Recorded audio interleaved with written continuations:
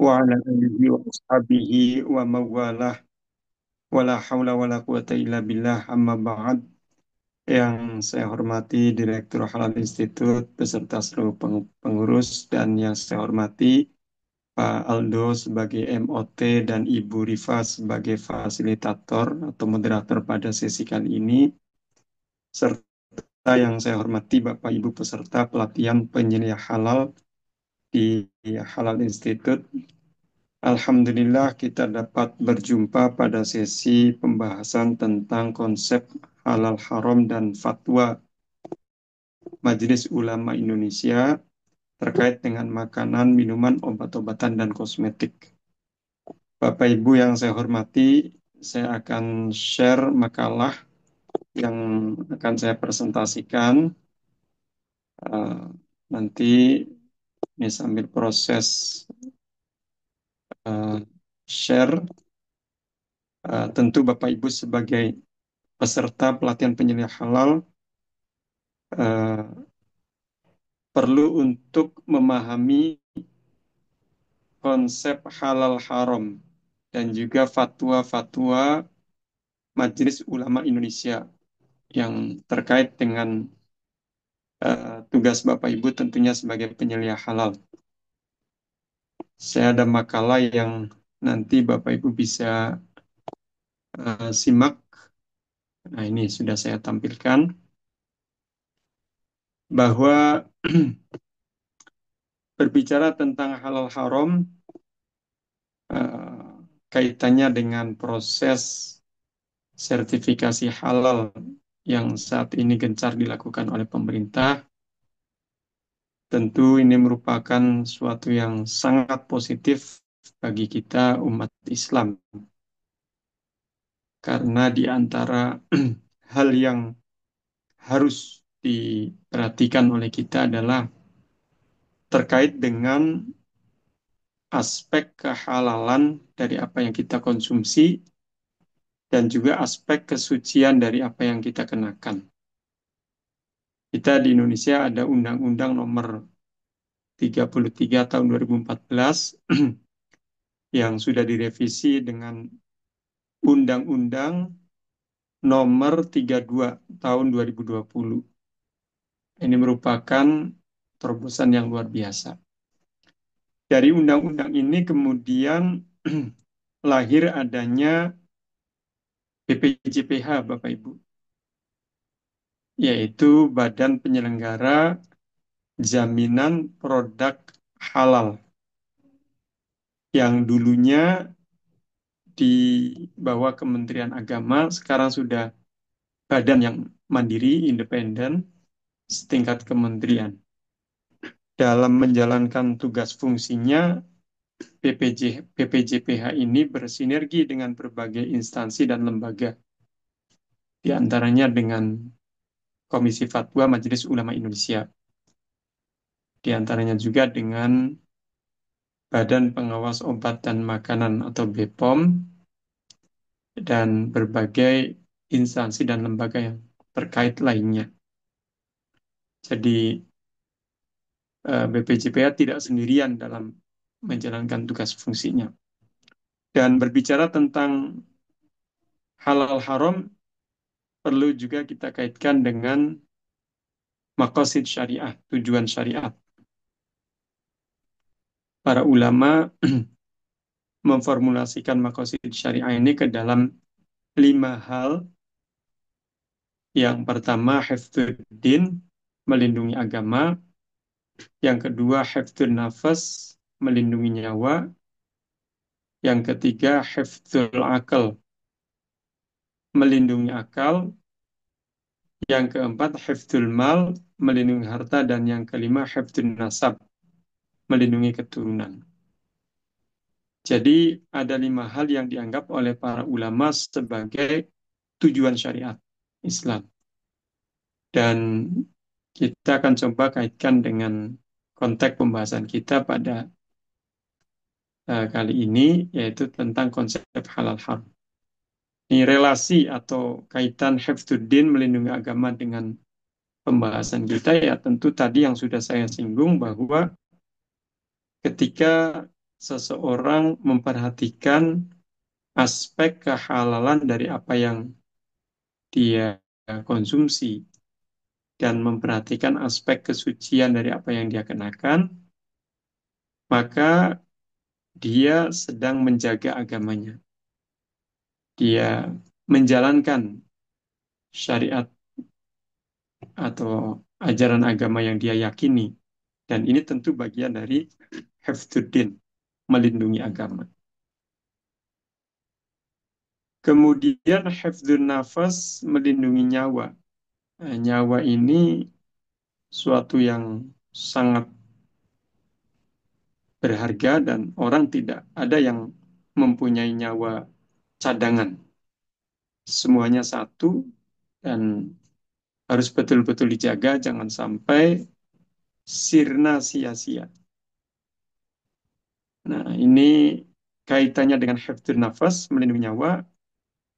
Para ulama misalkan mengharamkan al-madarat, sesuatu yang membahayakan. Itu di hukumnya haram, seperti racun. Nah, racun ini secara fikih haram dikonsumsi. Kenapa? Karena itu ada unsur madarat, membahayakan, mengancam nyawa. Nah, ini bagian dari kaitan hifdzun nafas, konsep halal haram dengan hifdzun nafas, melindungi nyawa. Kemudian hifdzul akal, melindungi akal. Jadi akal ini fungsinya luar biasa. Manusia dengan akalnya menjadi istimewa dan akal ini menjadi titik pembeda antara manusia dengan makhluk ciptaan Allah yang lainnya. Tentu dengan akal ini manusia bisa melakukan banyak terobosan, inovasi, dan eh, makanya fungsi akal ini harus betul-betul dijaga.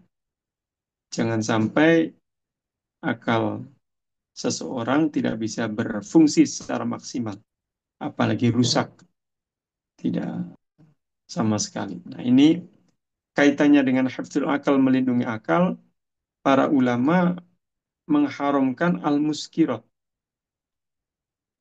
segala sesuatu yang memabukkan, baik benda cair ataupun benda padat. Itu hukumnya haram dikonsumsi. Benda cair ya, misalkan minuman-minuman yang memabukkan dengan berbagai merek dan jenisnya.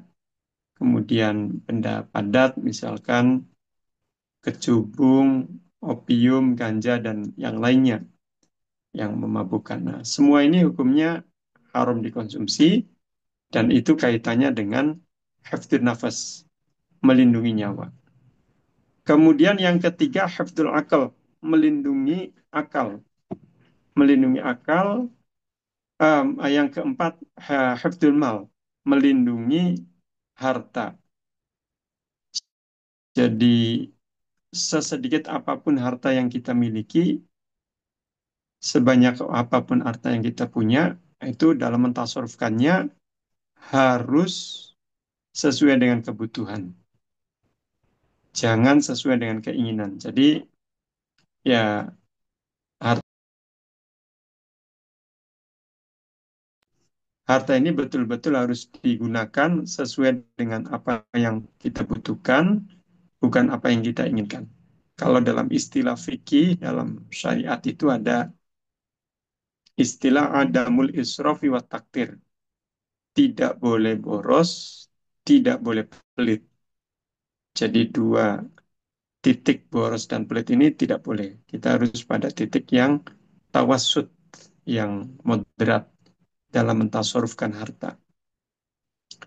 Nah, kaitannya dengan konsep halal haram, nanti bisa saja Bapak Ibu ada orang yang mengkonsumsi sesuatu yang halal, bahkan sesuatu tadi sudah bersertifikat halal. Itu ketika dia konsumsi berubah menjadi haram hukumnya. Itu bisa. Misalkan karena ada faktor israf, menghambur-hamburkan atau berlebihan, atau bahkan bisa membahayakan. Nah, ini contohnya misalkan orang yang biasa makan siang satu dua porsi cukup, satu ketika dia makan siang sampai 12 porsi sekaligus dalam satu waktu. Nah ini walaupun makanannya halal, bahkan sudah berlabel halal, karena di situ ada unsur israf berlebih-lebihan, bahkan cenderung membahayakan, nah itu hukumnya itu bisa berubah menjadi haram. Nah, haramnya ini bukan karena makanannya tadi, tapi karena ada faktor israf, mengambil-ambilkan harta. Jadi itu konsep kaitan dengan mentasarufkan harta yang tentu berdasarkan kebutuhan bukan keinginan. Kemudian yang kelima dari maqasid syariah di sini adalah hifdzun nasab, melindungi keturunan. Jadi yang harus paham tentang halal haram, yang harus mengamalkan halal haram diterapkan dalam keseharian, itu bukan hanya diri kita saja, akan tetapi juga keluarga kita, anak-anak kita, cucu-cucu kita, cicit kita, dan keluarga suami istri kita, semuanya harus memahami konsep halal haram dan harus mengamalkannya. Jadi ini bagian dari menjaga keturunan. Bahkan kaitan dengan apa yang kita konsumsi dan implikasi atau akibatnya, itu Rasulullah SAW pernah bersabda bahwa apa yang kita konsumsi bukan hanya sebatas menghilangkan lapar dan dahaga saja, akan tetapi akan menjadi bagian dari darah yang mengalir dalam tubuh kita, dan itu akan mempengaruhi karakter dan watak seseorang. Jadi baik buruknya karakter seseorang itu ya nanti bisa dipengaruhi oleh apa yang dia konsumsi. Kalau yang dia konsumsi itu sesuatu yang halal, yang toyib, nah, ini berpotensi orang tersebut menjadi pribadi, mempunyai kepribadian yang baik, yang terpuji. Tapi jika yang dia konsumsi itu suatu yang haram, ya, maka berpotensi orang itu menjadi berkarakter, berkepribadian yang buruk atau tercela. Nah, ini apa yang ditegaskan oleh Rasulullah SAW. Baik, Bapak Ibu, jadi itu ada 5 ya, tujuan syariat atau maqasid syariah. Hifdzuddin, melindungi agama. Hifdzun nafas, melindungi nyawa. Hifdzul akal, melindungi akal. Hifdzul mal, melindungi harta. Dan hifdzun nasab, melindungi keturunan. Kemudian ada kaidah maqasid syariah. Ada kaidah maqasid syariah, ini masih kaitan dengan maqasid syariah, dan kita kaitkan dengan hukum syar'i, hukum Islam itu mempunyai maqasid, tujuan, baik secara detail maupun secara global. Contohnya misalkan tujuan hukum wajib zakat, misalkan zakat fitrah, membayar apa dengan makanan pokok, itu adalah untuk mensucikan jiwa dan harta. Ini artinya ada tujuan, sama semua hukum-hukum syar'i seperti itu. Kemudian hierarki kemaslahatan. Ada dalam kaitan maqasid syariah, ada hierarki kemaslahatan. Nah, ini ada doruriyat primer, hajiyat sekunder, dan tahsiniyat tersier. Yang doruriyat primer itu kalau kita ilustrasikan, apa definisikan, itu sesuatu yang harus dipenuhi, tidak boleh tidak terpenuhi.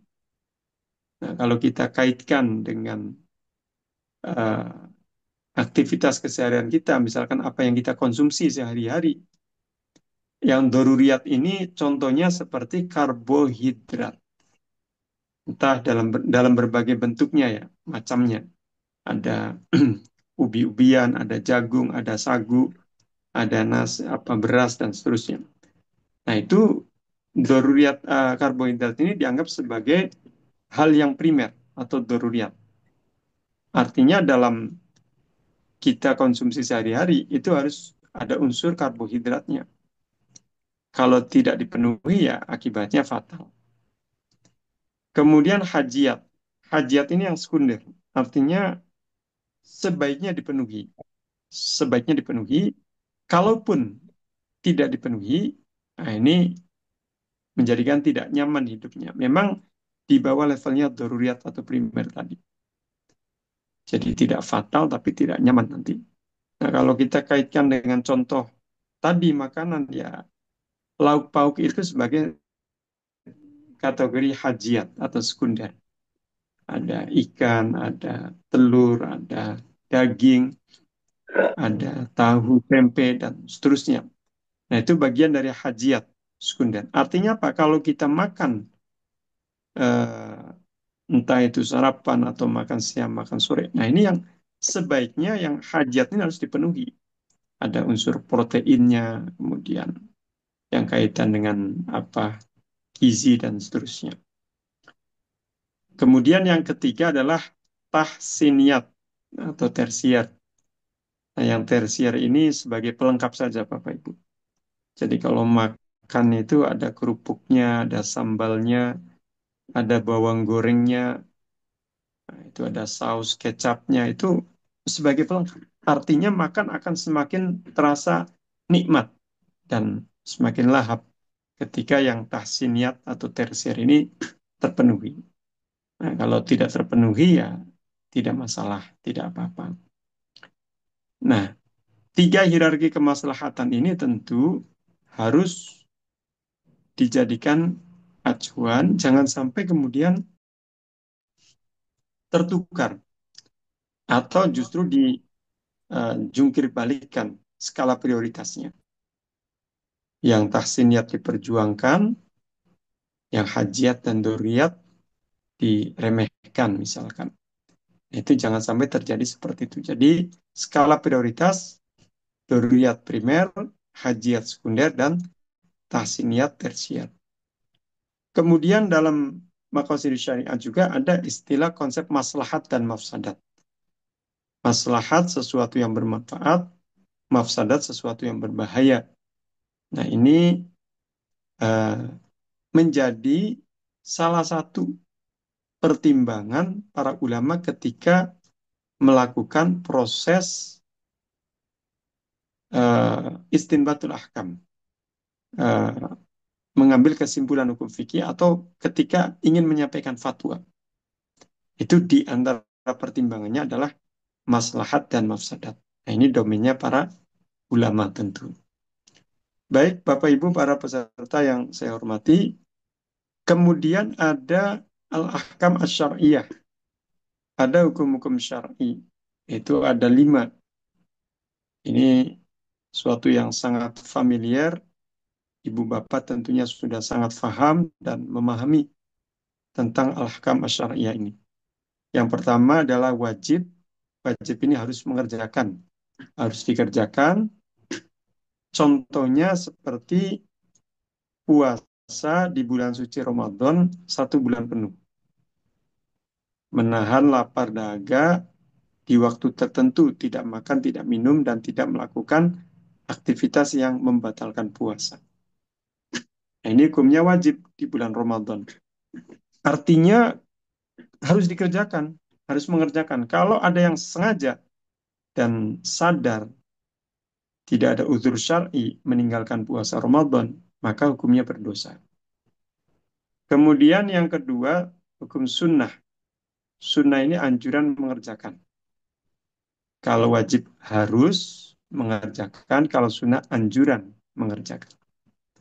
Nah, ini contohnya seperti bersegera ketika buka puasa. Jadi kalau sudah kentong adzan maghrib, nah ini kita jangan menunda-nunda. Langsung kita takjil berbuka puasa.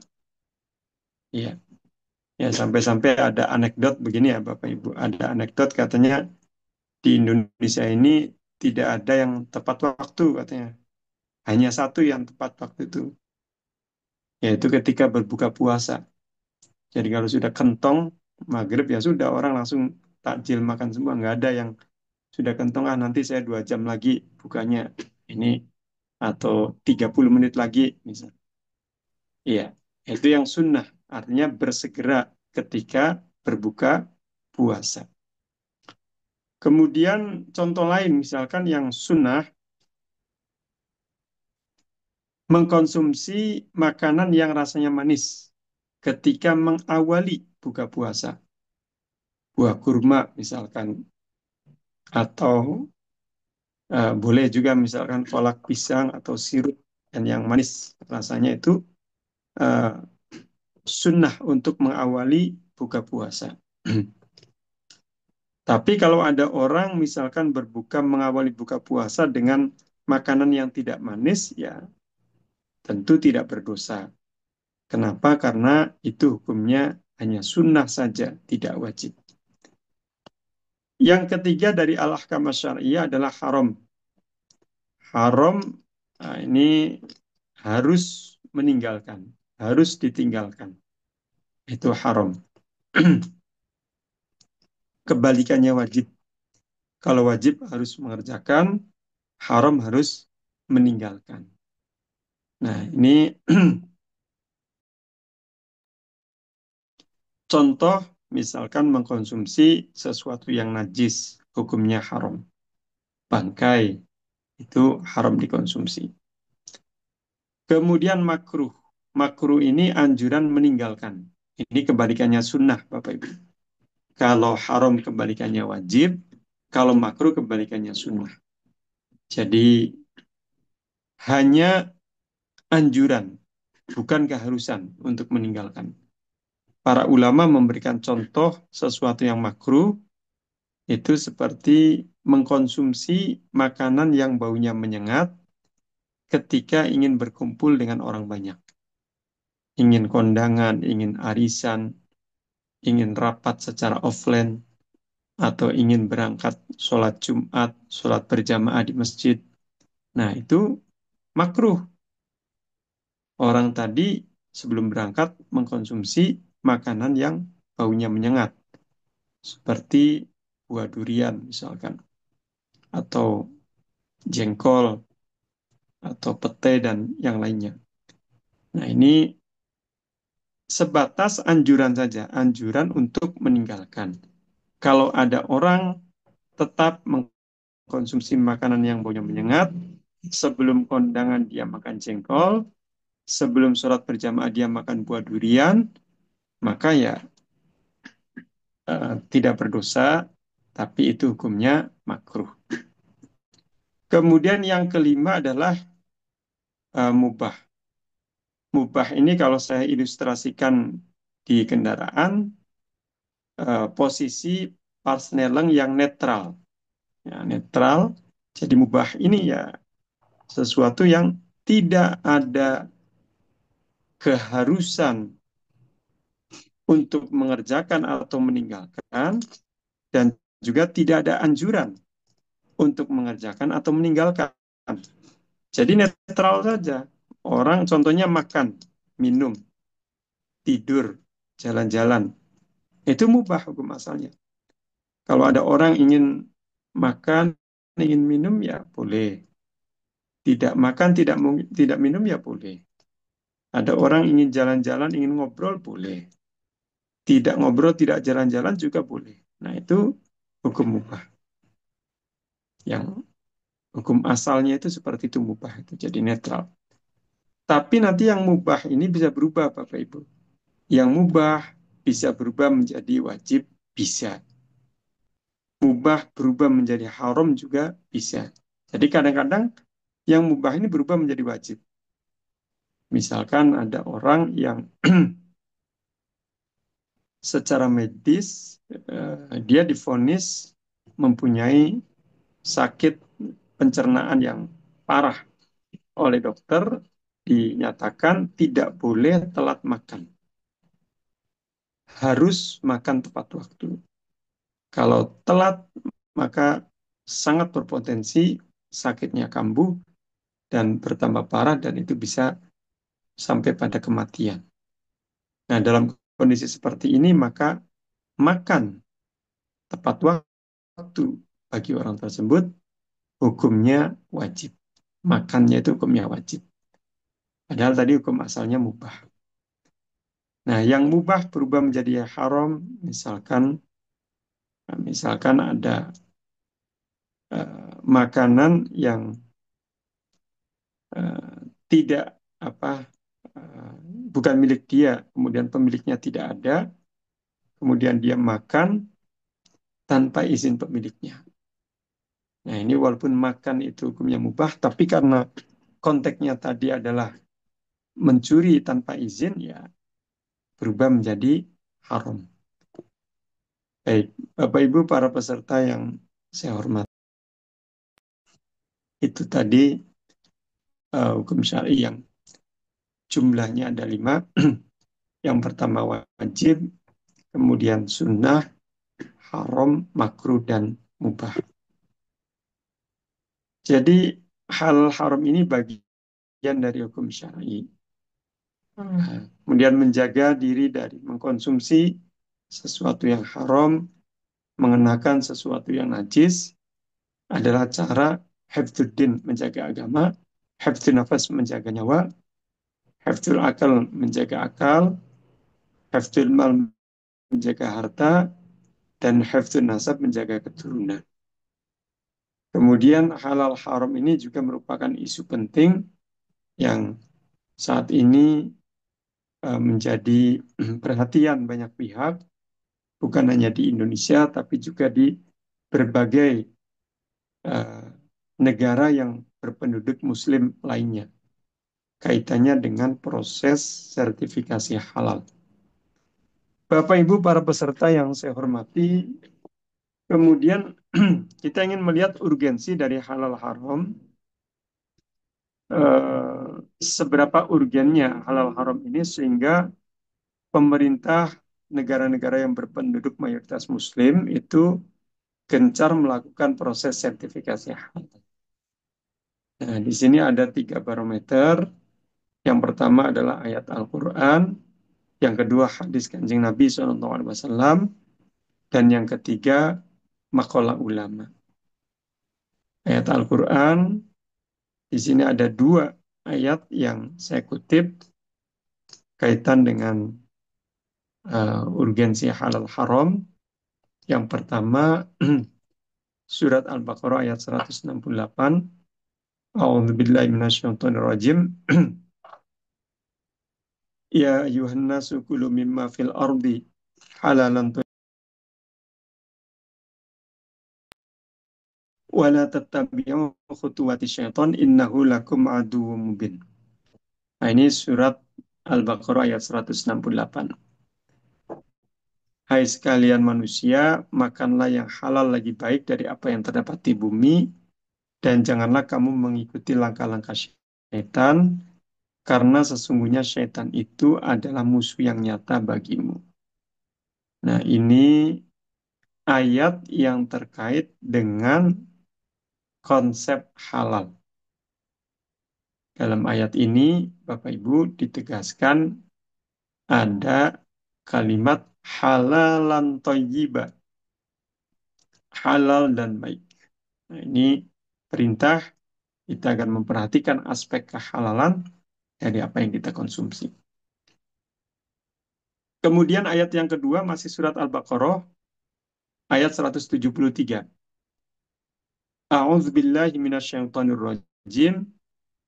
Innama harrama alaikumul maitata waddama walahmal khinziri wa ma uhilla bihi li ghairillah.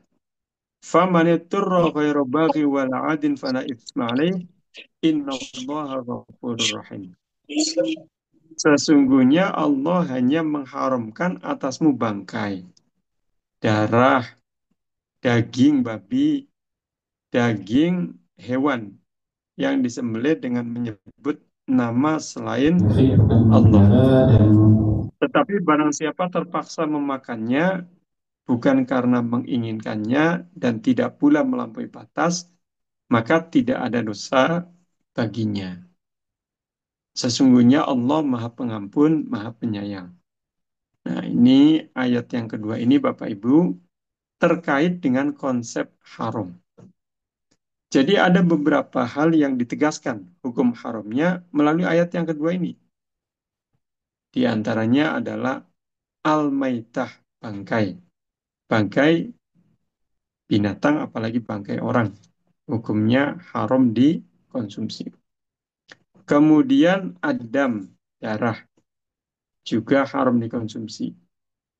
Kemudian lahmul khinzir, daging babi, haram dikonsumsi.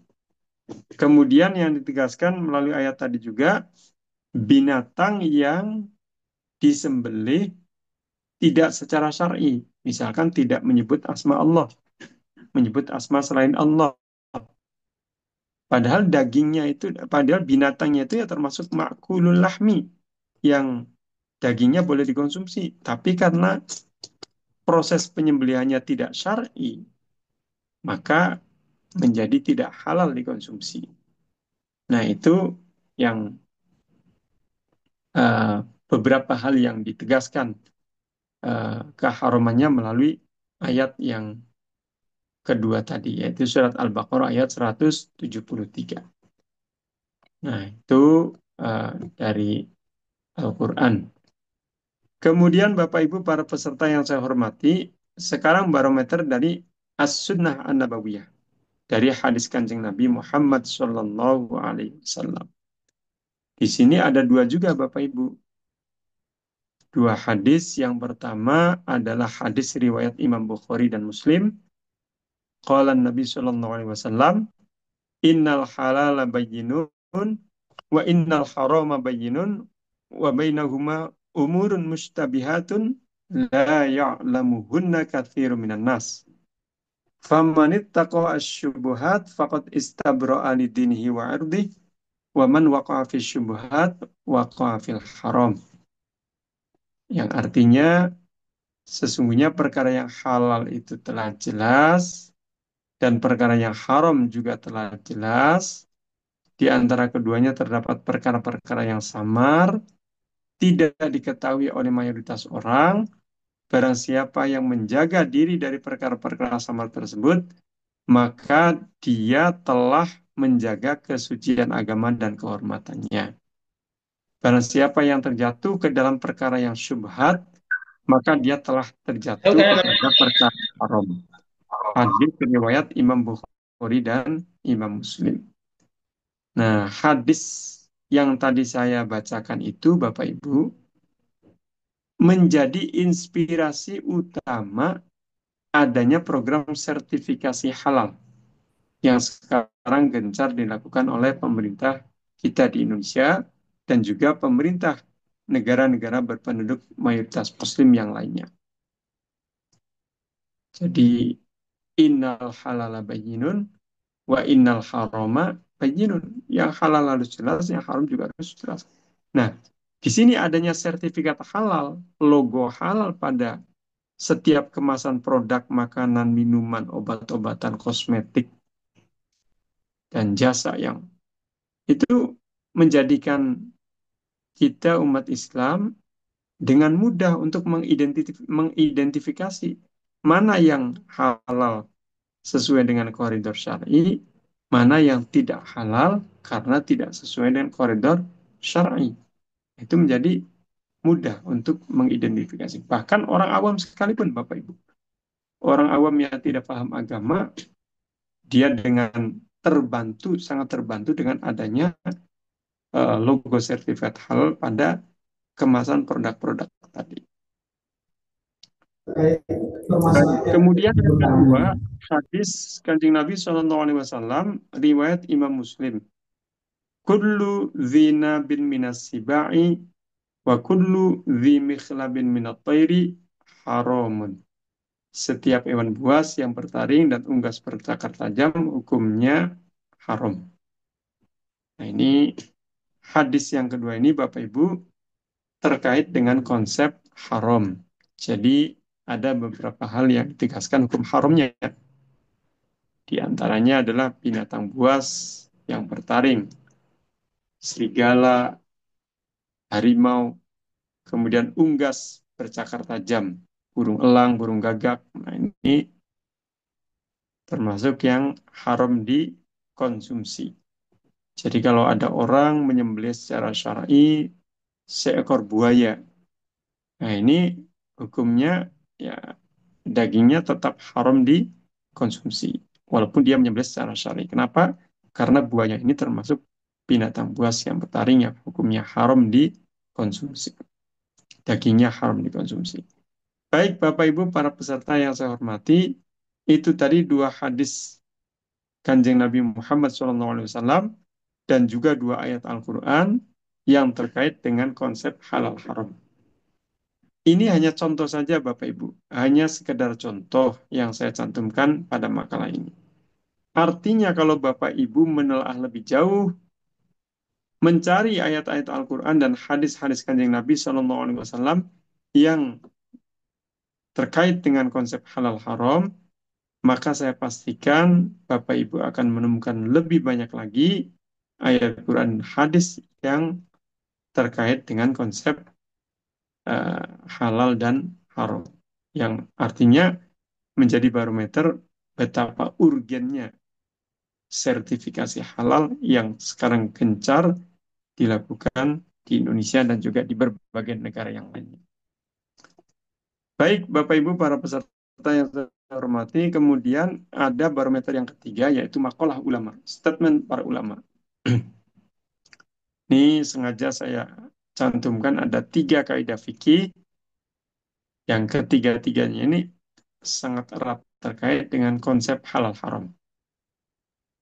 Yang pertama, kaidah al-aslu fil asya'i an-nafi'ati al-ibahatu wal aslu fil asya'i ad-darrati at-tahrimu.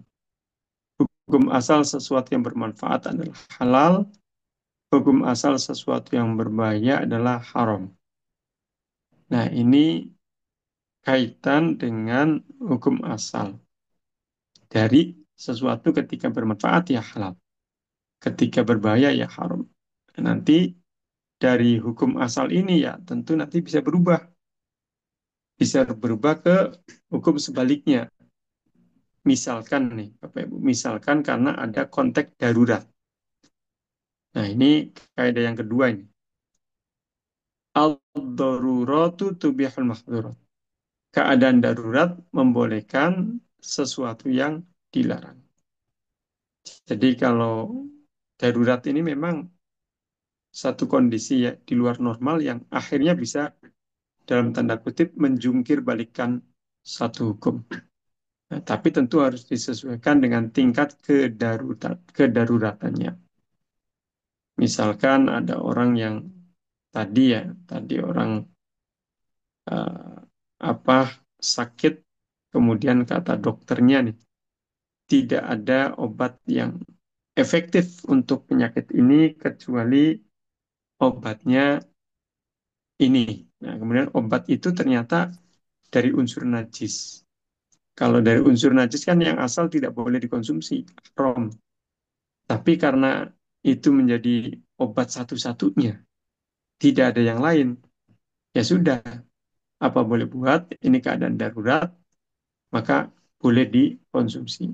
Tapi tentu hanya sebatas untuk menghilangkan keadaan darurat saja. Tidak kemudian dalam keadaan normal tetap dikonsumsi. Nah, itu yang kaitan dengan darurat.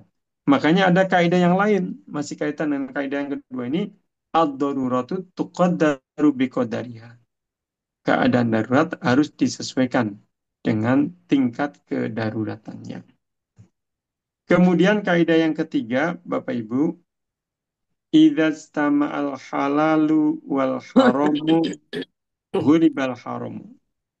Jika perkara halal dan perkara haram berkumpul, maka yang dimenangkan adalah perkara yang haram.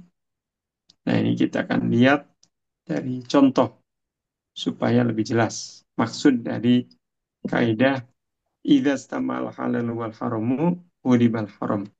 Jika berkumpul pada suatu waktu perkara yang halal dan perkara yang haram, maka perkara yang haram ini akan dimenangkan.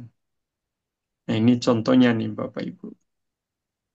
Misalkan ada orang punya potongan daging ayam hasil sembelihan secara syar'i, dia tujuannya untuk dimasak dan dikonsumsi.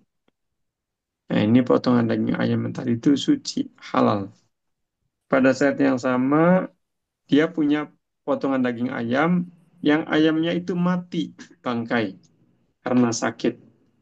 Kemudian dagingnya dipotong-potong tujuannya bukan untuk dimasak, tapi untuk pakan ternak atau untuk pupuk kandang misalkan. Nah, tapi sebelum diproses menjadi pakan ternak atau pupuk pandang, pupuk kandang, itu potongan daging ayam tadi tercampur dengan potongan daging ayam yang hasil sembelihan syar'i yang halal tadi. Nah, tragisnya setelah tercampur ini pemiliknya tidak mampu membedakan mana potongan daging ayam yang halal, rencananya mau dimasak dan dimakan, mana potongan daging ayam yang haram karena bangkai, tujuannya mau dijadikan pakan ternak atau dijadikan pupuk kandang. Nah, dalam kondisi seperti ini, ketika dia tidak mampu membedakan, ya sudah, kaidah ini berlaku. Idza istamal halal wal haram ghulibal haram. Jika perkara halal dan perkara haram berkumpul, maka yang dimenangkan adalah perkara yang haram. Jadi semua potongan daging ayam tadi menjadi haram dikonsumsi. Ini sesuai dengan kaidah fikih ini. Nah, itu ada kaidah fikih yang bagian dari makalah ulama yang terkait dengan konsep halal haram. Bapak Ibu para peserta yang saya hormati, kemudian tadi ada perintah untuk mengkonsumsi yang halal dan thayyibah, halal dan baik. Ini juga di slide yang saya baca ada juga ayat Quran yang lain yang di situ memuat kalimat halal dan thayyibah. Ini seperti surat Al-Maidah ayat 88. A'udzu billahi minasyaitonir rajim. Wa kulu mimma razaqakumullahu halalan thayyiba wattaqullaha alladzi antum bihi mu'minun. Dan makanlah dari apa yang telah diberikan Allah kepadamu sebagai rezeki yang halal dan baik, dan bertakwalah kepada Allah yang kamu beriman kepadanya. Nah, ini surat Al-Maidah ayat 88. Jadi istilah halal itu ya berarti jenis makanan yang boleh dikonsumsi dan tidak diharamkan. Kemudian istilah thayyib adalah makanan yang bisa dinikmati, memberi manfaat karena telah memenuhi standar kesehatan, gizinya, proteinnya, higienisnya, dan seterusnya. Kemudian eh, tidak madorot bagi kesehatan fisik dan psikis dan diperoleh dengan cara yang halal dan elegan. Jadi nanti Bapak Ibu bisa saja apa yang kita konsumsi itu statusnya ada yang halal dan thayyibah, halal dan baik, dan ada juga yang halal ghairu thayyib, halal tapi tidak baik. Nah, itu bisa terjadi seperti itu. Kita lihat contoh nih, misalkan begini, ada orang dia makan apa kue yang didapat secara halal dan elegannya, tidak mencuri tentu, kalau mencuri kan haram. Eh, Membuat sendiri kuenya atau membeli dari satu toko atau dikasih dari teman atau keluarganya. Nah, ini ketika dia makan, kemudian pada saat yang sama kondisi makanan juga masih sangat layak untuk dimakan, kemudian dia konsumsi. Nah, ini bisa jadi apa statusnya itu adalah halal dan thayyibah, halal dan baik. Nah, kalau misalkan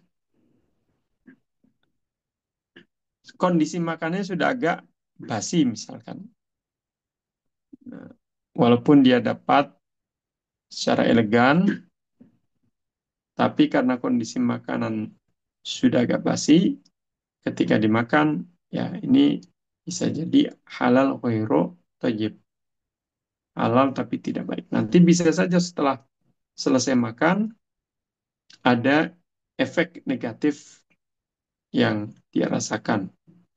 Misalkan perutnya agak mual, kepalanya agak pening, dan seterusnya. Nah, ini apa imbas dari apa yang dia konsumsi yang tadi kondisi makanannya sudah agak bau. Nah, ini bisa jadi halal, statusnya ini halal ghairu thayyib. Halal tapi tidak baik. Atau misalkan kondisi makannya masih layak dikonsumsi, masih sangat layak. Cuman cara mendapatkannya itu tidak elegan. Dia dapatkan misalkan dengan memaksa dari keluarganya atau dari orang lain. Sehingga yang memberikan itu setengah hati, tidak sepenuh hati. Nah, ini bisa jadi ketika dimakan itu hukumnya halal ghairu thayyib. Nah, itu halal tidak baik. Nah, target kita yang teratas adalah halalan thayyibah, halal dan baik. Nah, itu. Baik, Bapak Ibu para peserta yang saya hormati, berikutnya ada sebab keharaman sesuatu. Jadi, saya menyimpulkan beberapa sebab yang menjadikan sesuatu itu haram, tidak boleh dikonsumsi. Yang pertama adalah an-najis awil mutanajis. Jadi sesuatu yang najis, kalau najis ini memang asalnya najis, sudah tidak boleh dikonsumsi, tidak bisa diutak-atik kecuali nanti dalam keadaan darurat misalkan. Nah, kemudian yang kedua, yang najis ini contohnya seperti kotoran binatang, kotoran orang. Nah, itu najis, haram dikonsumsi. Kemudian al-mutanajis, ini terkena najis. Kalau yang najis tadi memang asalnya najis, kalau al-mutanajis asalnya suci tapi kemudian terkena najis. Misalkan ada orang memakan buah apel. Makan buah apel, ini buah apel ini kan halal, suci halal. Pas mau dimakan, ternyata jatuh menimpa kotoran binatang, buah apel tadi. Nah, dalam keadaan buah apel terkena kotoran binatang belum disucikan, maka hukumnya haram dikonsumsi. Sampai kapan? Sampai disucikan dengan air, kemudian bisa dikonsumsi. Nah, itu yang mutanajis. Jadi, nah yang mutanajis ini kalau bisa disucikan lagi, disiram dengan air dengan bersih, maka kembali hukumnya halal dikonsumsi. Kemudian yang kedua adalah al-qadar awil khobath. Ini kotor dan jijik seperti kecoa dan belatung. Ini hukumnya haram dikonsumsi karena kotor dan jijik. Kemudian ad-darar, membahayakan. Contohnya yang membahayakan tadi yang racun ya. Racun ini membahayakan, haram dikonsumsi. Kemudian al-iskar, memabukkan, seperti khamar, minuman yang memabukkan, dan narkoba dengan berbagai jenisnya. Nah, itu hukumnya haram dikonsumsi. Kemudian al-muftarisah, binatang buas seperti serigala dan buaya, itu haram dikonsumsi dagingnya.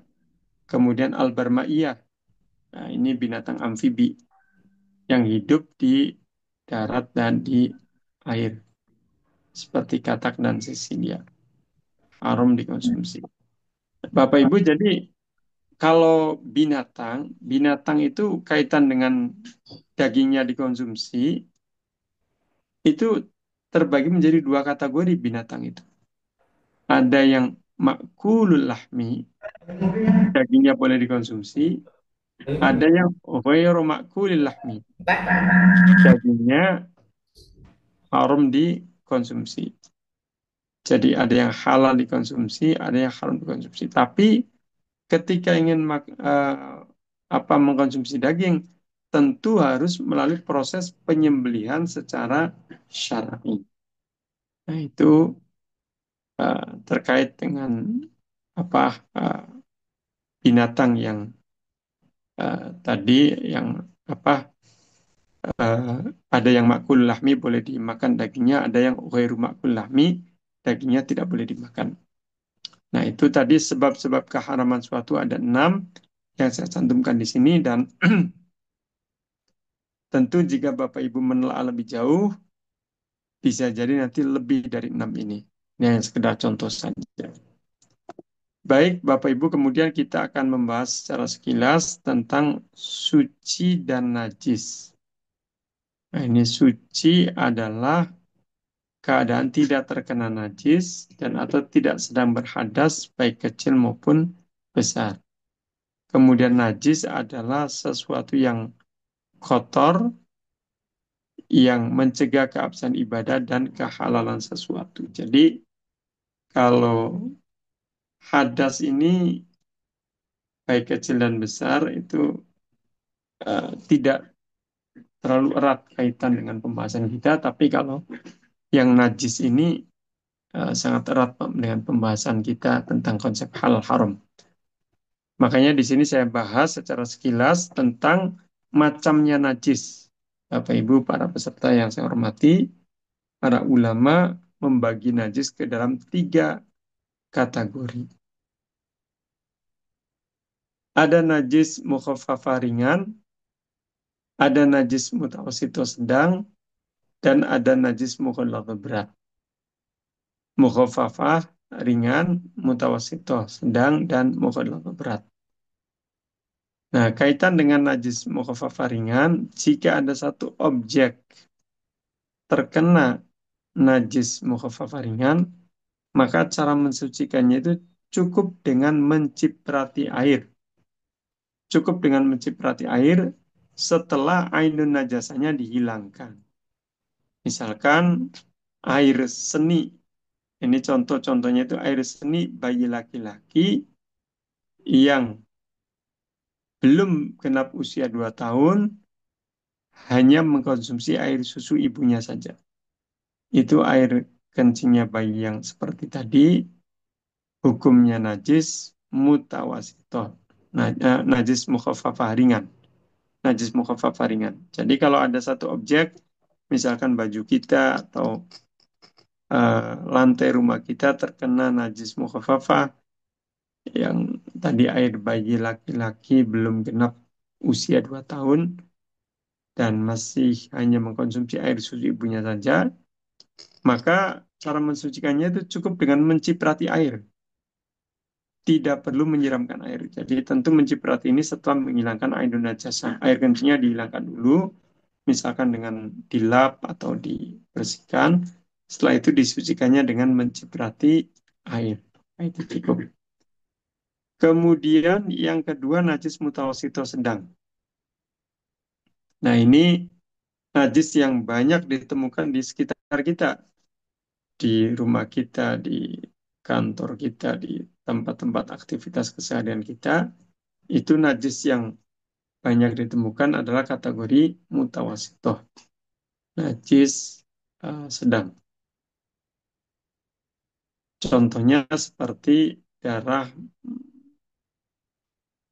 nanah, muntah-muntahan, itu kategori najis mutawasitoh.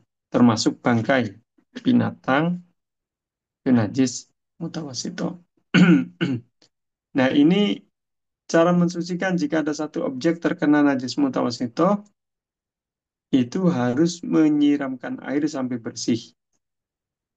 Nah, jika ada ainun najasa, bentuk najisnya, maka harus dihilangkan terlebih dahulu. Eh, Entah warnanya, atau rasanya, atau baunya. Setelah itu baru disiram dengan air, setelah itu dianggap bersih atau suci. Nah, itu najis mutawasitoh, najis sedang. Kemudian Bapak Ibu ada najis mughalladhah. Nah, ini najis berat najis dari unsur anjing dan babi. Nah, tentu najis mughalladh atau berat ini cara mensucikannya berbeda dengan najis mutawasito atau najis mukhaffafah. Yang mughalladh ini yaitu dengan 7 kali siraman, salah satunya dicampur dengan debu. Nah, yang dicampur dengan debu ini bisa siraman pertama atau siraman ketujuh atau siraman kelima atau siraman keberapapun. Pokoknya salah satunya dicampur dengan debu. Nah, kalau satu objek terkena najis mughalladho kemudian ingin disucikan, maka pastikan proses yang pensucian ini. Yang 7 kali siraman, salah satunya dicampur dengan debu. Baik, Bapak Ibu para peserta yang saya hormati, kemudian ada istilah najis mafun anhu. Nah, ini di luar 3 macam najis, mukhaffafa ringan, mutawasito sedang, dan mughalladh berat. Ada kategori najis mafun anhu, najis yang dimaafkan. Jadi maksud dimaafkan ini gimana? Jadi ya sesuatu tadi sebenarnya terkontaminasi najis, tapi sudah dimaafkan. Tidak perlu dibersihkan, disucikan lagi. Tetap misalkan lanjutkan ibadahnya seperti misalkan kalau ada orang sholat, sedang sholat kemudian ada bisulnya itu pecah. Bisulnya pecah tidak terlalu besar, keluar nanahnya. Nah, ini nanahnya ini najis, tapi karena dia sedikit, nah itu dianggap maafun anhu, dimaafkan, ditolerir. Sholatnya lanjut, tidak batal, dan nanahnya itu uh, dianggap najis yang maafun anhu. Tapi dalam konteks tadi bisul pecah, yang bisul sedikit ya, ada nanah yang sedikit kan pecah dari bisul ketika sholat. Nah itu maafun anhu. Atau misalkan contoh lain, misalkan contoh yang dimaafkan, ada bangkai binatang yang ketika masih hidup kemudian dilukai itu tidak mengeluarkan darah yang mengalir. Seperti lalat, kecoa, cicak. Nah, itu ketika masih hidup kemudian dilukai tidak mengeluarkan darah yang mengalir. Nah, kalau seperti ini maka ketika jadi bangkai, mati jadi bangkai itu bangkainya najis tapi ma'fuun anhu, dimaafkan. Nah, itu kemudian ada juga contoh yang najis ma'fuun anhu seperti fenomena yang mungkin terjadi di sekitar Bapak Ibu, di sekitar tempat tinggal atau tempat beraktivitas Bapak Ibu. Ada orang jualan goreng-gorengan, tempatnya itu tidak jauh dari titik-titik yang berpotensi haram karena najis, misalkan dekat dengan selokan. Jadi lihat secara kasat mata banyak sekali lalat berterbangan dari selokan, terbang kemudian hinggap ke goreng-gorengan atau kue-kue tadi yang dijual. Terbang lagi ke tempat sampah yang najis, terbang lagi, balik lagi ke goreng-gorengan, makanan, kue-kuean. Nah, itu kasat mata terkontaminasi najis melalui lalat tadi. Nah, tapi karena sulit dihindari, maka para ulama menegaskan yang seperti tadi itu termasuk ma'fuun anhu, dimaafkan. Jadi walaupun melihat kasat mata ini gorengan, ini kue-kuean dihinggapi oleh lalat yang tadi dari tempat selokan, dari titik-titik najis, ya itu tidak perlu disucikan. Sudah itu najis tapi dimaafkan. Makanya masih boleh dikonsumsi. Gorengannya, kue-kuenya boleh halal dikonsumsi. Atau misalkan ada orang menyeduh secangkir teh. Kemudian ketika ingin menikmati secangkir teh tadi, ternyata di cupnya itu, di gelasnya itu ada bangkai lalat. Nah ini lalat juga termasuk Nah, itu yang dimafu ya. Artinya ketika di cangkir tehnya itu ada lalat ya sudah, lalatnya dibuang, air teh atau kopinya dapat masih halal dikonsumsi karena tadi maafun anhu dimaafkan. Nah itu jadi sulit dihindari lalat yang berterbangan ke sana kemari kemudian hinggap di makanan tadi. Nah, kemudian contoh yang ketiga dari yang maafun anhu, misalkan ada ini orang yang bakar daging anjing atau daging babi. Kemudian kita lewat di depannya dan terkena asap bakarannya. Nah, ini juga termasuk najis yang maafun anhu yang dimaafkan.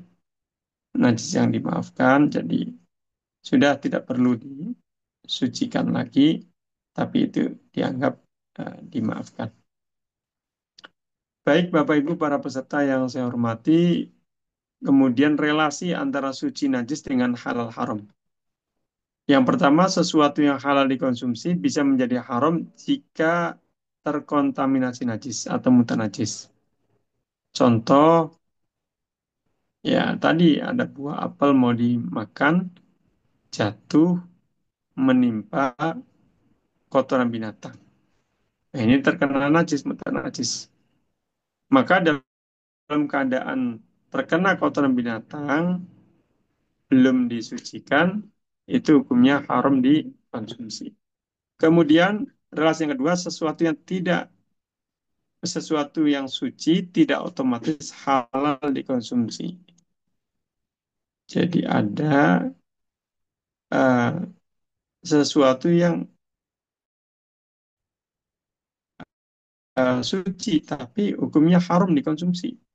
Contohnya seperti apa? Misalkan ganja, opium, narkoba ini hal dalam arti suci. Kalau ada orang sholat di saku bajunya ada daun kecubung, ada daun ganja, ya sholatnya sah. Artinya dianggap suci. Tapi kalau dikonsumsi ini lain lagi karena ada unsur misalkan apa iskar tadi memabukkan. Kemudian yang ketiga relasi antara suci najis dengan halal haram adalah bahwa halal haram identik dengan yang dikonsumsi, suci najis identik yang digunakan. Tapi namun demikian eh, sertifikat halal, logo halal itu ya mencakup sesuatu yang dikonsumsi dan juga sesuatu yang digunakan. Makanya yang diberi logo halal bukan hanya minuman, makanan, obat-obatan saja, tapi juga kosmetik yang digunakan juga berlogo halal. Jadi kosmetik ini kan penggunaan luar. Nah, itu dikasih juga logo halal. Nah, ini Bapak Ibu para peserta yang saya hormati, itu relasi antara suci najis dengan halal haram. Berikutnya fatwa hukum fikih. Nah, ini fatwa adalah ketetapan hukum fikih yang dikeluarkan oleh ulama baik secara individu orang per orang maupun secara kolektif lembaga. Jadi fatwa ini nanti, tapi kalau kaitannya dengan fatwa produk halal, itu hanya lembaga yang bisa mengeluarkan. Dan lembaganya juga hanya dua yang berwenang, yaitu pertama Komisi Fatwa Majelis Ulama Indonesia, yang kedua Komite Fatwa BPJPH. Nah, kaitan dengan fatwa halal tadi hanya dua yang berwenang untuk mengeluarkan. Sementara fatwa-fatwa yang lain yang tidak terkait dengan fatwa produk halal, ya siapapun boleh memberikan fatwa dari kalangan ulama ya, baik secara uh, individu maupun secara lembaga itu. Kemudian dalil fatwa. Jadi kalau ada ulama mengeluarkan fatwa itu dalil-dalilnya ya seperti Al-Quran, As-Sunnah, kemudian ijma, kesepakatan ulama, kemudian kias. proses analog, dan beberapa dalil-dalil syar'i yang lainnya. Baik, Bapak Ibu para peserta yang saya hormati, berikutnya kita akan menyampaikan beberapa contoh fatwa MUI yang terkait dengan makanan, minuman, obat-obatan, dan kosmetik. Nah, ini yang pertama adalah fatwa nomor 12 tahun 2009 tentang standar sertifikasi penyembelihan binatang. Dalam fatwa ini dijelaskan simpulannya begini, yang namanya proses penyembelihan secara syar'i itu. Penyembelihan dilaksanakan dengan niat menyembelih dan menyebut asma Allah. Yang kedua, penyembelihan, ini poin yang kedua, penyembelihan dilakukan dengan mengalirkan darah melalui pemotongan saluran makanan almari, saluran pernapasan al-hulqum, dan dua pembuluh darah al-wadajain, yang semuanya ada di leher binatang. Nah, tiga hal tadi harus terpotong secara cepat, disayat, terpotong secara cepat. Kemudian penyembelihan dilakukan dengan satu kali proses penyataan dan secara cepat, kemudian memastikan adanya aliran darah yang mengalir atau gerakan hewan uh, uh, sebagai tanda hayatun mustamirah, hayatun mustaqirrah, tanda-tanda masih ada hidup setelah disayat ya. Jadi biarkan kelepek-kelepek ini, kelepek-kelepek atau bahkan ada yang mendengkur kalau berupa sapi atau kerbau, biarkan darah mengalir deras dan itu sampai kapan? Sampai terdiam. Memastikan bahwa binatang tadi itu matinya karena proses penyembelihan, bukan karena faktor yang lainnya. Nah, itu kemudian standar penyembelihnya harus beragama Islam dan akil baligh. Kemudian standar alat penyembelihan apapun boleh asalkan tajam, kecuali kuku, gigi, taring, atau tulang. Jadi apapun boleh Bapak Ibu untuk dijadikan alat penyembelih. Yang penting tajam. Kecuali tadi gigi, kuku, kuku, gigi atau taring dan tulang. Nah, itu tidak boleh dijadikan alat untuk penyembelihan. Baik Bapak Ibu, itu contoh fatwa yang kaitan dengan proses penyembelihan secara syar'i. Berikutnya fatwa tentang alkohol. Nah, ini fatwa tentang alkohol ini sangat penting karena banyak orang yang rancu dalam memahami al-khamr dengan alkohol. Kalau al-khamr ya beda dengan apa? Kalau al-khamr itu adalah minuman yang memabukkan, baik terbuat dari perasan anggur ataupun yang lainnya. Kalau alkohol dalam fatwa ini terbagi menjadi dua, Bapak Ibu. Ada alkohol yang hasil samping industri khamr, ada alkohol yang bukan hasil samping industri khamr. Nah, kategori yang pertama, alkohol yang hasil samping industri khamr ini hukumnya najis dan haram dikonsumsi. Itu alkohol yang jenis pertama, yang hasil samping industri khamr. Maksudnya apa? Jadi maksudnya ada satu perusahaan atau pabrik yang memproduksi minuman yang memabukkan, pada saat yang sama juga dia memproduksi alkohol untuk diperjualbelikan. Nah, ini alkohol hasil samping industri khamr. Kemudian yang kedua, Bapak Ibu, alkohol bukan hasil samping industri khamr. Misalkan alkohol yang didapat dari fermentasi buah-buahan secara alami atau yang lainnya.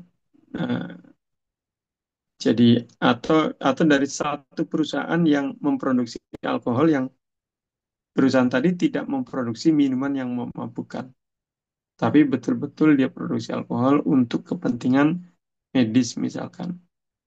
Nah, ini alkohol yang bukan hasil samping industri khamar ini hukumnya suci, tapi kalau dikonsumsi ada batasannya. Kalau berupa makanan 0,5%, kalau berupa minuman kurang dari 0,5%. Nah, itu alkohol yang tadi ada dua kategori, hasil samping industri khamar dengan bukan hasil samping industri khamar. Kemudian Bapak Ibu ada contoh fatwa tentang mikroba dan produk mikrobial. Ini fatwa nomor 1 tahun 2010. Nah, dalam fatwa ini ditegaskan, mikroba pada dasarnya halal selama tidak menyebabkan, eh, tidak membahayakan dan tidak terkena barang najis. Jadi boleh menggunakan mikroba untuk campuran bahan makanan atau untuk proses bahan makanan, asalkan tadi eh, mikrobanya itu eh, tidak membahayakan dan tidak terkena sesuatu yang najis. Nah, sekarang kalau ada mikroba yang tumbuh pada media pertumbuhan yang najis, nah ini bagaimana? Nah, dilihat dulu, jika ini sesuai fatwa ini ya, jika antara mikroba dengan medianya itu bisa dipisahkan, kemudian setelah dipisahkan itu bisa disucikan mikrobanya dengan air yang mengalir, air yang jernih mengalir, maka hukumnya setelah dipisahkan dari media yang najis, kemudian dicucikan, hukumnya suci dan halal dimanfaatkan. Boleh. Tapi jika tidak bisa dipisahkan dengan medianya yang suci, maka hukumnya haram dikonsumsi, dimanfaatkan. Nah, kemudian ada mikroba yang tumbuh pada media pertumbuhan dari unsur anjing dan babi. Mikroba yang tumbuh pada media pertumbuhan dari unsur anjing dan babi hukumnya haram. Hukumnya haram, tidak boleh apa digunakan, tidak boleh dimanfaatkan. Baik Bapak Ibu para peserta, itu contoh fatwa MUI tentang mikroba. Kemudian fatwa terakhir, sebelum terakhir ini ada fatwa air daur ulang. Jadi sudah menjadi rahasia umum di beberapa tempat, beberapa daerah, yang namanya air bersih itu sangat sulit ditemukan. Nah, sekarang ada cara untuk mendaur ulang air. Ini kaitan dengan kebutuhan manusia ya. Jadi misalkan begini, ada satu satu daerah yang tandus misalkan, atau daerahnya ada air cuman penduduknya lebih sangat padat sehingga membutuhkan air bersih dan seterusnya. Nah, itu ada satu cara secara fikih itu namanya daur ulang air, ada 3 macam dan ini diperbolehkan secara fikih.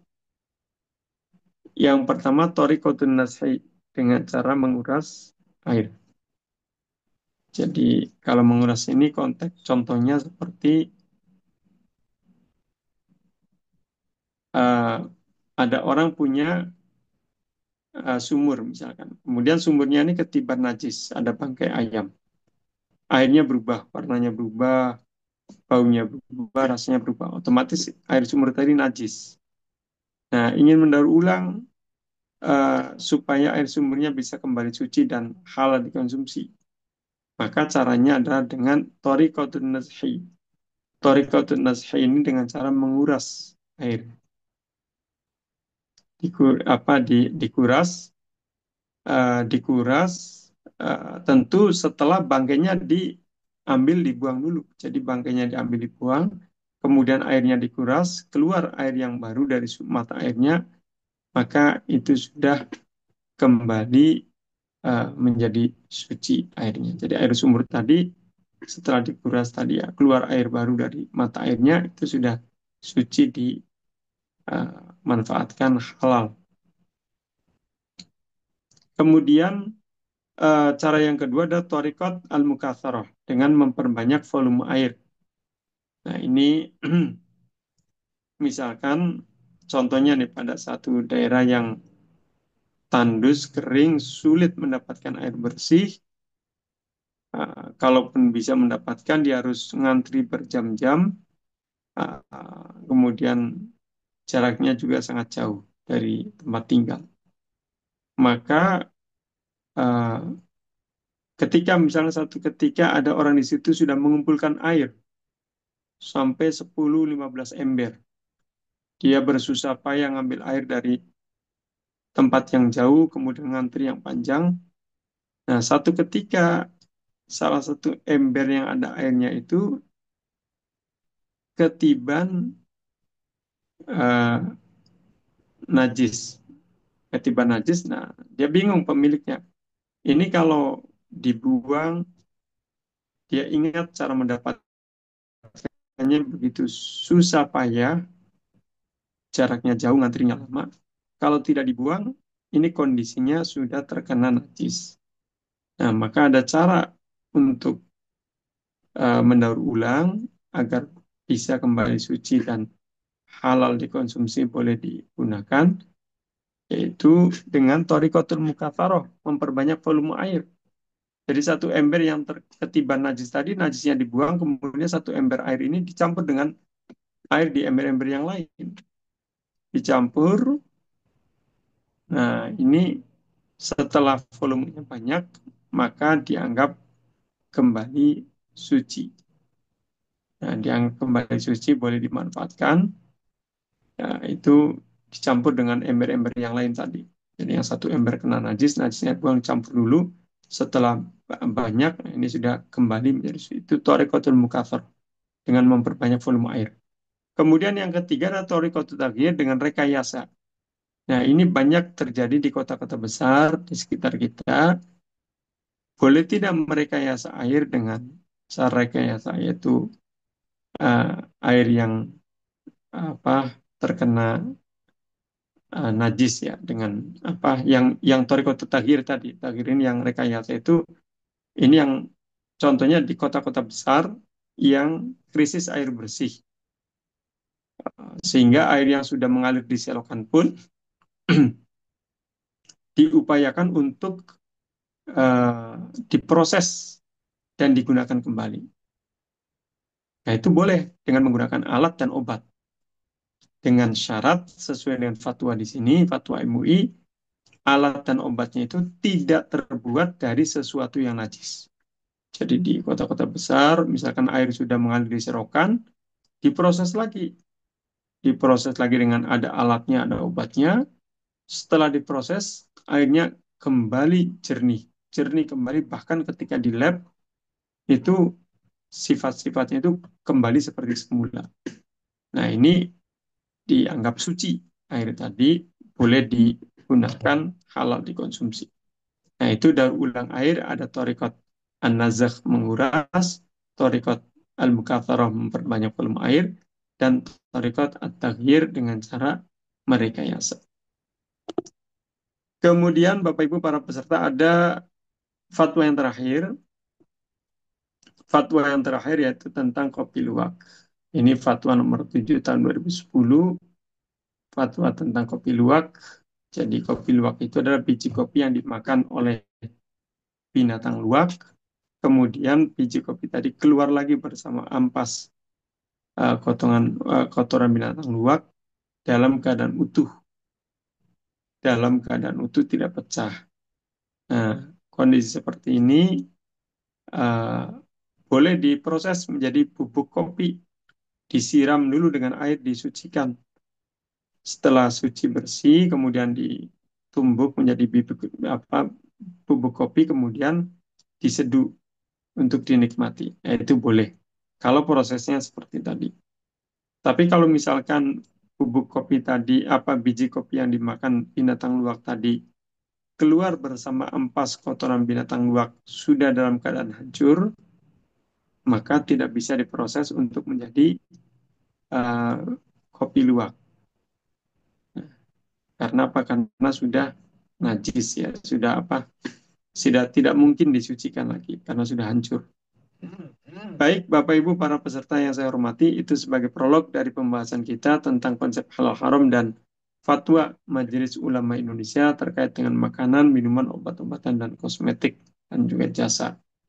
Kita masih ada waktu kurang lebih 30 menit ke depan, ya bisa kita gunakan untuk diskusi. Baik, Dan Masya waktu Allah. saya kembalikan kepada Ibu Rifa sebagai moderator. Baik, Masya Allah, luar Silakan. biasa sekali ya materi yang beliau saja. Baru kita dengarkan bersama beliau Dr. Kiai Haji Arwani Sayyidzi, sangat luar biasa dan menyampaikan dan menginformasikan konsep halal dan haram dari berbagai pandangan, mulai dari para ulama, Al-Quran, hadis, hingga fatwa-fatwa MUI ya. Penjelasan beliau benar-benar membuka wawasan kita semua tentang bagaimana Islam mengatur setiap aspek kehidupan dengan begitu rinci dan penuh hikmah. Baik, sebelum kita lanjut ke acara sesi pertanyaan, gimana tanggapan kalian? Saya izin dulu ya kepada Ibu dan Bapak, silahkan untuk memberikan reaksi tepuk tangan di fiturnya sebelum kita masuk ke sesi tanya jawab. Baik, sekarang Masya Allah, baik, tanggapannya sangat antusias ya. Sekarang kita lanjut ke sesi pertanyaan. Silahkan yang ingin bertanya, raise hand. Silahkan, saya akan menyebutkan. Oke, baik, Baik, kepada Malikur Rahman. Bapak Malikur Rahman, silahkan untuk memberikan pertanyaan. baik, terima kasih moderator. Assalamualaikum warahmatullahi wabarakatuh. Mohon izin Kiai dan Silakan. moderator. Pertanyaan saya adalah bagaimana hukum obat-obatan yang kita konsumsi atau vaksinasi dan sejenisnya jika sebagian bahannya kita ketahui haram, namun dibutuhkan untuk kesehatan. Sekian, wassalamualaikum warahmatullahi wabarakatuh. Waalaikumsalam warahmatullahi. Ini langsung saja ya Bu Rifa, saya jawab pertanyaan. Tadi dari Pak Manikur Rahman ada pertanyaan, bagaimana hukum mengkonsumsi obat yang bahannya itu sesuatu yang haram atau yang najis, tapi dibutuhkan. Jadi kaitan dengan obat itu kan berarti sebenarnya itu bukan kondisi normal ya Pak. Orang minum obat itu karena sakit, karena ada sesuatu di tubuhnya. Kalau dalam keadaan normal dia tidak minum obat. Nah, obat ini tentu harus sesuai koridor syar'i, harus yang sudah berlabel halal. Nah, ini obat-obat yang dikonsumsi. Bahan bakunya harus clear dan semuanya sudah bersertifikat halal. Nah, tapi dalam kondisi darurat, ini lagi-lagi bukan kondisi normal, Pak Malikur Rahman. Dalam kondisi darurat, misalkan dokter sudah memberikan obat, dan ternyata kata dokter ini obat yang mampu menyembuhkan hanya satu katanya. Misalkan hanya obat ini atau obat itu. Cuman ternyata obat itu mengandung unsur yang diharamkan. Nah, kalau memang itu adalah rekomendasi ahli medis, dokter, dan menyatakan tidak ada obat lain yang efektif, ya maka boleh apa kaitan dengan mengkonsumsi obat yang bahannya itu sesuatu yang haram. Tapi konsumsi obat yang lain dan itu atas rekomendasi dokter. Tapi kalau masih ada obat yang lain dan dokter pun mempertimbangkan, artinya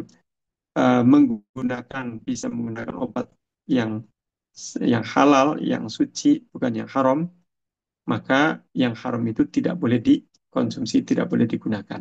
Ya. Itu jawabannya Pak Malikur Rahman. Terima Baik, kasih. jelas Pak. Ya. Untuk selanjutnya, silakan untuk raise hand pertanyaan selanjutnya. Jadi untuk informasi kita hanya akan memuat 5 pertanyaan karena dikarenakan waktu ya Bapak Ibu. Jadi silakan untuk Bapak Hamdun silakan untuk bertanya. Ya, terima kasih. Assalamualaikum, Kiai. Waalaikumsalam warahmatullahi wabarakatuh. Silakan Pak Hamdan. Kiai, kebetulan kami juga saat ini juga sebagai pendamping Baik. halal juga di self decree itu. Pilihan kami begini, Kiai. Iya,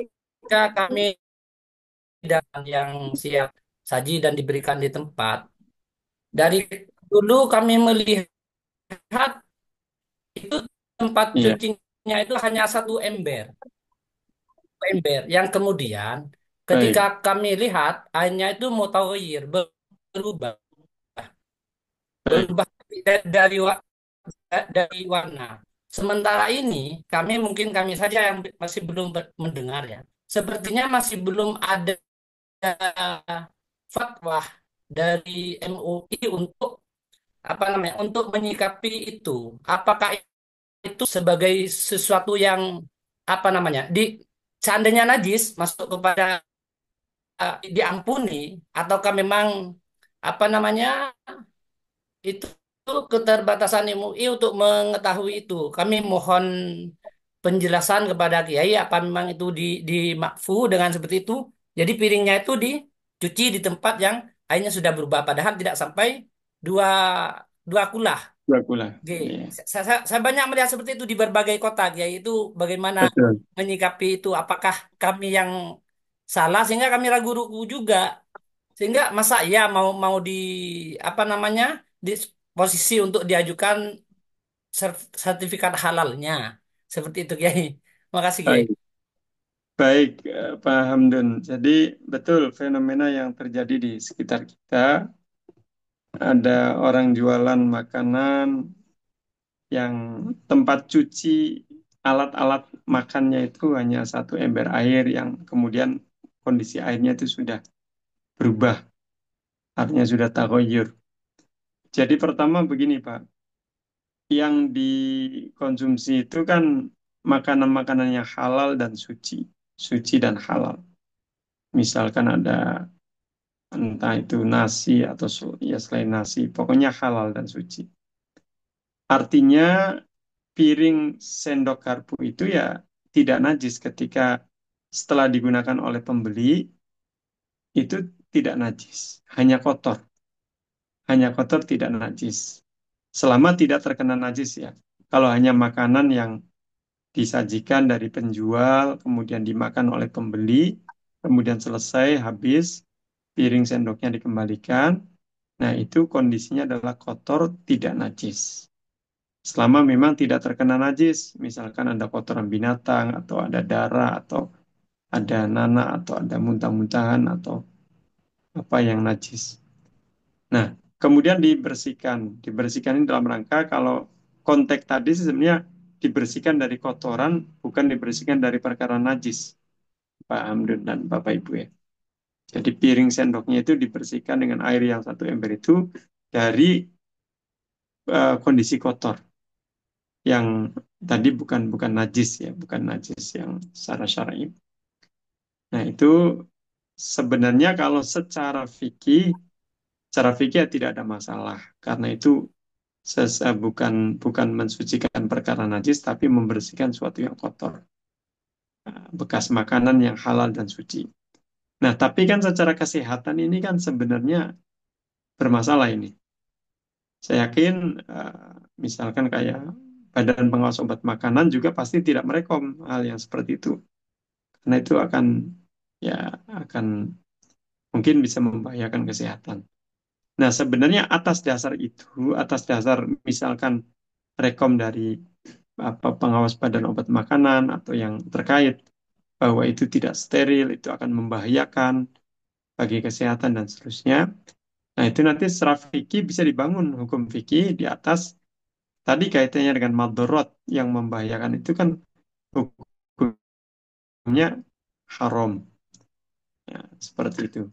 Jadi kalau fenomena itu fenomena yang membersihkan dari suatu yang kotor, bukan sesuatu yang najis. Alhamdulillah. Iya. Yaitu jawabannya seperti itu, Pak. Oke, Kiai. Terima kasih, Kiai. Sama-sama. Iya. Baik, ke Baik. pertanyaan selanjutnya, silakan untuk raise hand yang ingin bertanya. Oke, sekarang yang bertanya ke Bapak Suarjono. Silakan Bapak Suarjono untuk memberikan pertanyaannya.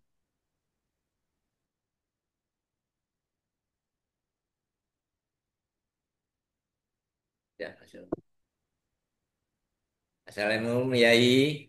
Waalaikumsalam warahmatullahi. Silakan Pak Ya, Suarjono. kenalkan saya Suwarjono dari Baik. Salam kenal. Silpo. Mohon penjelasannya yang berkaitan dengan bagaimana proses pencucian kopi luwak sehingga dapat dikonsumsi secara halal. Gitu ya. Baik. Ya, terima kasih penjelasannya. Assalamualaikum warahmatullahi wabarakatuh. Waalaikumsalam warahmatullahi wabarakatuh. Pak Suarjono, ini pertanyaan terkait dengan proses pensucian secara syar'i biji kopi luwak. Ya, jadi begini, biji kopi awalnya kan dimakan binatang luwak, kemudian keluar lagi bersama kotoran binatang luwak. Nah, ini kondisinya berarti mutanajis, Pak. Terkena najis, kotoran binatang luwak tadi. Nah, kalau kondisinya masih utuh, tidak pecah, nah ini tidak hancur ya. Itu boleh nanti kita proses untuk dijadikan kopi luwak, bubuk kopi luwak. Nah, caranya yang biji kopi yang tadi terkena najis kotoran binatang luwak itu disiram dengan air. Disiram dengan air sampai bersih. Setelah itu dianggap suci. Nah, kalau sudah dianggap suci, maka boleh untuk proses selanjutnya digiling menjadi bubuk kopi. Kemudian setelah itu misalkan diseduh menjadi minuman kopi. Nah, yang perlu diperhatikan ketika proses pensucian, airnya itu usahakan mengalir. Air mengalir, disiram, dikucurkan. Kalaupun air yang tidak mengalir, maka jumlahnya harus banyak. Jumlahnya harus banyak, ya istilahnya itu dua kulah. Istilah dua kulah itu ya eh, artinya ada ukuran yang, ya pokoknya kalau air sedikit dialirkan gitu Pak. Kalau air sedikit dialirkan, kalau airnya banyak boleh di dimasukkan biji kopi yang terkena binatang luwak tadi.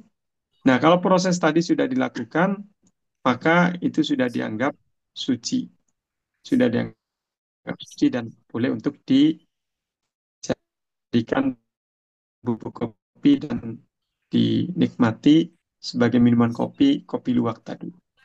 Iya. Kalau misalkan biji kopinya itu sudah hancur, keluar bersama kotoran binatang luwak, ya itu tidak bisa diproses untuk menjadi kopi luwak karena sudah tidak mungkin untuk disucikan. Iya. Itu Pak Suarjono jawabannya. Terima kasih, Yai, atas Iya, penjelasannya. sama-sama. Ya. Sama-sama. Baik, silakan. Jika ingin ada yang bertanya, silakan raise hand. Oke. Pada Bapak Yusron, silakan Bapak Yusron.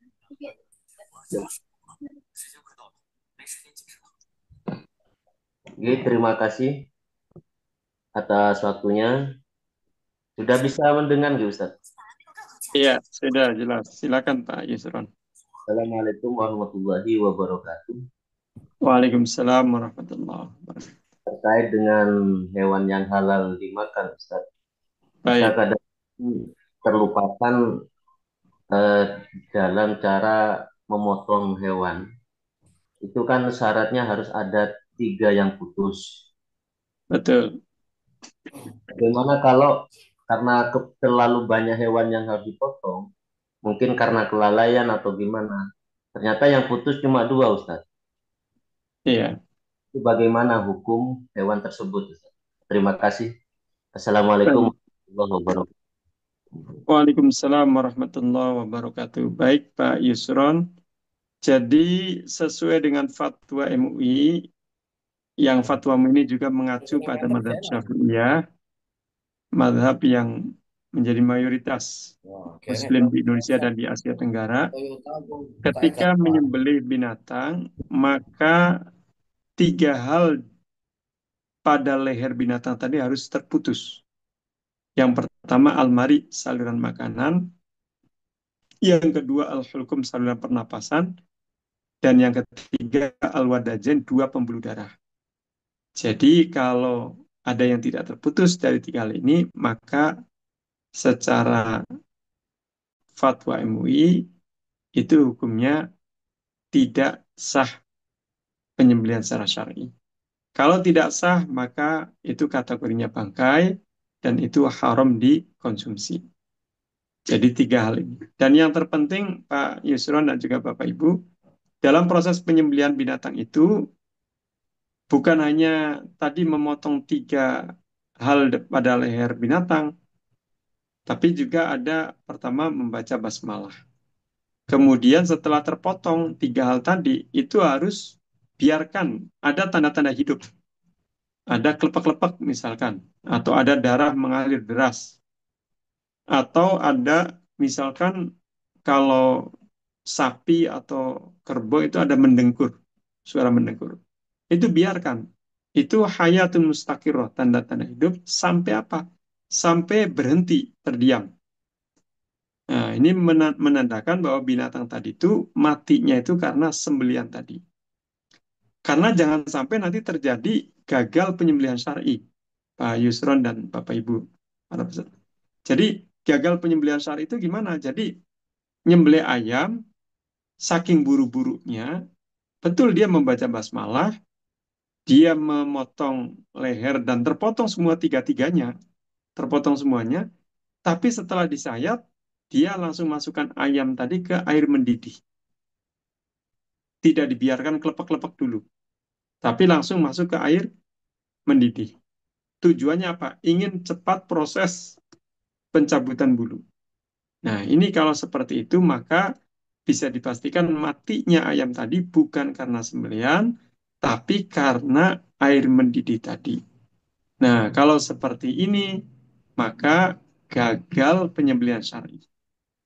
Hukumnya bangkai, dagingnya haram dikonsumsi. Nah, itu yang perlu diperhatikan terkait dengan penyembelihan binatang yang dagingnya halal dikonsumsi. Ya, itu jawabannya Pak Yusron. Baik, jelas Pak Yusron. Ampun, Ustazah. Ya, silakan ke pertanyaan berikutnya yaitu pada Ibu Kalsum Salim, silakan untuk memberikan pertanyaan Ibu. Dari tadi. Assalamualaikum warahmatullahi wabarakatuh, Pak Kiai. Waalaikumsalam warahmatullahi wabarakatuh. Silakan Bu. Perkenalkan, saya Ibu Kalsum Salim dari Lombok Timur, Ya, salam kenal. NTB, Nusa Tenggara Barat, Pak. Baik, salam kenal Bu Kalsum. Oke. Ustadz, ini mau bertanya karena saya mengikuti Silakan. halal ini, penyeliah halal ini, eh, jujur untuk kebutuhan di dapur MBG Baik. saya gitu ya. Yang ingin saya tanyakan gini Ustadz, antara halal realnya itu dengan yang di teori itu di tempat saya ini memang agak gimana ya, bisa dibilang terkadang tidak sinkron. Di mana semisal nih halal itu untuk membeli daging, contohlah sapi nih Ustadz, Iya, kita harus mencari rumah pemotongan hewan yang bersertifikat. Sementara betul. di tempat saya ini bisa dibilang hampir malah Ustadz itu belum ada yang Belum ada. tersertifikat Baik. RPH-nya itu. Nah, yang ingin saya tanyakan gini Ustadz, semisal ini bagaimana dengan MBG saya di saat membutuhkan itu, terus tidak menemukan tempat itu, terus dengan ide sendiri nih Ustadz, terus kami terutama di dapur saya ini menyembelih sendiri, artinya Iya, disembelihnya hewan, misalkan sapi itu tadi, itu saya menggunakan seorang ustadz juga, yang artinya yang paham gitu. iya. Itu satu, bagaimana hukumnya. Yang kedua, bagaimana dengan MBG yang secara ada beberapa MBG di tempat saya itu eh, maaf ya, SPPI-nya dan gizinya itu terkadang, maaf kembali lagi Ustaz, non Muslim, Iya, non iya, Muslim. Nah, itu bagaimana? Maksudnya menurut Ustadz nih, versinya Ustadz gitu. Nah, itu iya. aja kayaknya Ustadz, mohon dijawab. Baik. Tadi ada Ibu Kalsum di Lombok ya. Jadi ada dua pertanyaan. Yang pertama itu kaitan dengan kelangkaan RPH yang bersertifikat halal. Jadi betul Bu, jadi rumah pemotongan hewan yang bersertifikat halal ini memang masih jauh dari yang dibutuhkan jumlahnya. Masih sangat sedikit. Bahkan di daerah-daerah tertentu mungkin tidak ditemukan. Ya contohnya di tempatnya Ibu Kalsum lah, katanya tidak ada. Nah ini bagaimana menyikapinya ketika satu rumah makan atau MBG, ya, SPPG, kemudian membutuhkan daging, sementara tidak ada RPH yang bersertifikat halal. Nah, saya jelaskan dulu Bu, ada namanya secara fikih dan secara hukum, eh, hukum apa positif dalam arti kaitan dengan regulasi, regulasi SPPG dengan yang kaitan dengan fikih. Kalau secara fikih itu siapapun yang akil balik orang Islam kemudian paham penyembelihan syar'i itu boleh melakukan penyembelihan. Jadi kalau Bapak Ibu di rumah atau dimanapun menyembelih ayam, menyembelih bebek, menyembelih kambing sendiri karena paham dan bisa, ya tidak apa-apa, boleh. Asal membaca basmalah dan mengikuti tata cara penyembelihan secara syar'i. Itu boleh. Dan dagingnya halal dimakan. Itu secara fikih. Nah, tapi kalau nanti kaitan dengan regulasi, misalkan begini, dagingnya itu mau dibuat produk. Satu produk yang produknya itu nanti akan mengajukan sertifikat halal. Nah, ini kan berarti nanti kaitan dengan proses pengajuan sertifikat halal bagi produk ibu bapak, bagi SPPG, MBG ibu bapak. Nah, ini bagaimana? Nah, nanti dagingnya yang merupakan bahan di situ, misalkan ya harus dari RPH yang bersertifikat halal. Nah, sekarang kalau belum ada RPH yang bersertifikat halal, kalau memang tidak ada, itu nanti bisa dijelaskan bahwa ayamnya ini disembelih sendiri oleh tim penyembelihan internal, kemudian mendeskripsikan pemotongan ayamnya dilakukan dengan membaca basmalah, pisaunya tajam, kemudian tiga hal terputus, dipastikan sudah terputus, kemudian setelah itu dibiarkan, darah mengalir deras, dan sampai terdiam, dianggap mati karena sembelihan tadi baru diproses pencabutan bulu, kemudian disucikan dengan air, disiram dengan air mengalir, dan seterusnya. Ada deskripsi penjelasan. Nah, itu juga bisa. Tapi dalam konteks di daerah itu belum ada RPH yang bersertifikat halal. Nah, itu jadi solusinya seperti itu, Bu Kalsum. Tapi kalau hanya sekedar ingin mengkonsumsi daging dan menyembelih sendiri karena memang bisa menyembelih secara syar'i, ya itu sah-sah saja, artinya halal boleh. Secara fikih boleh dikonsumsi.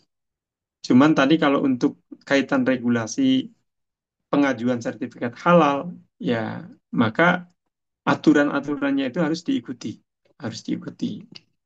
Nah, kalau tidak ada RPH halal di sekitarnya, ya tadi cara seperti tadi yang mendeskripsikan, menjelaskan tadi. Kemudian terkait dengan SPPG atau MBG yang ahli gizi atau kepala SPPG, SPPI-nya itu non-Muslim. Sebenarnya ini tidak harus Muslim ya. Artinya siapapun boleh. Tapi nanti kalau kaitan dengan produk makanan yang harus bersertifikat halal ya harus mengikuti aturannya. Walaupun mohon maaf ahli gizinya non-Muslim, terus kepala SPP-nya non-Muslim. Ya bisa tetap untuk proses mendapatkan sertifikat halal asalkan diikuti semua aturan-aturannya.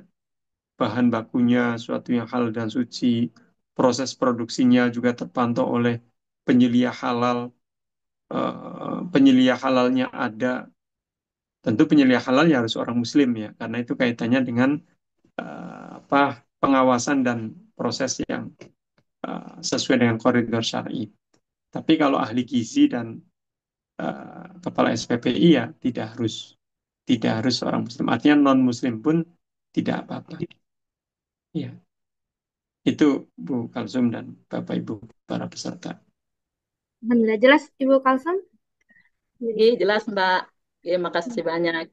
Mungkin karena masih ada waktu ya sebelum jam 12, silakan untuk Tanya, dengan Mbak. ya silakan untuk Baik. Bapak Wahyudi. Assalamualaikum. Saya Wahyudi dari Waalaikumsalam. Situbondo, Kiai. Mau tanya Ya, silakan Pak Wahyudi. tentang komitmen pelaku usaha terkhusus MBG. Terkadang membeli bahan itu kalau awal-awal baru daftar atau daftar halal itu memang sesuai dengan apa yang dianjurkan. Jadi membeli bahan contoh kayak ayam itu membeli di RPU yang sudah bersertifikat halal. Baik, Lama-lama karena daging itu beli di RPU itu mahal, kayak gitu. Jadi beralih tanpa sepengetahuan kita.